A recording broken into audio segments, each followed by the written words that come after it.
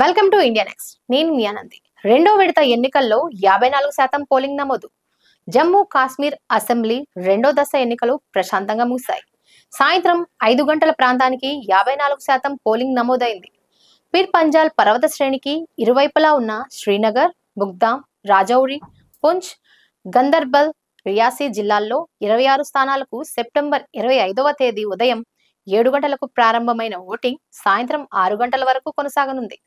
మొత్తం 239 మంది అభ్యర్థుల భవితవ్యాన్ని సుమారు 25,78,000 మంది ఓటర్లు తేల్చనున్నారు. వారి కోసం కేంద్ర ఎన్నికల సంఘం 3,502 పోలింగ్ కేంద్రాలను ఏర్పాటు చేసింది. పారదర్శకత కోసం పోలింగ్ కేంద్రాల్లో వెబ్ కాస్టింగ్ ఏర్పాటు చేశారు. మాజీ CM Omar Abdullah, BJP Jammu Kashmir chief Ravinder Raina, PCC chief Tariq Hamid Karra తదితర నేతలు ఈ విడతలో తమ అదృష్టాన్ని పరీక్షించుకుంటున్నారు. ఈ నెల 18న 24 నియోజకవర్గాల్లో జరిగిన తొలి దశ పోలింగ్ లో 61.38% ఓటింగ్ నమోదైంది. అక్టోబర్ 1న మిగిలిన 40 స్థానాల్లో తుది విడత పోలింగ్ జరగనుంది. అక్టోబర్ 8న ఎన్నికల ఫలితాలు వెల్లడి కానున్నాయి.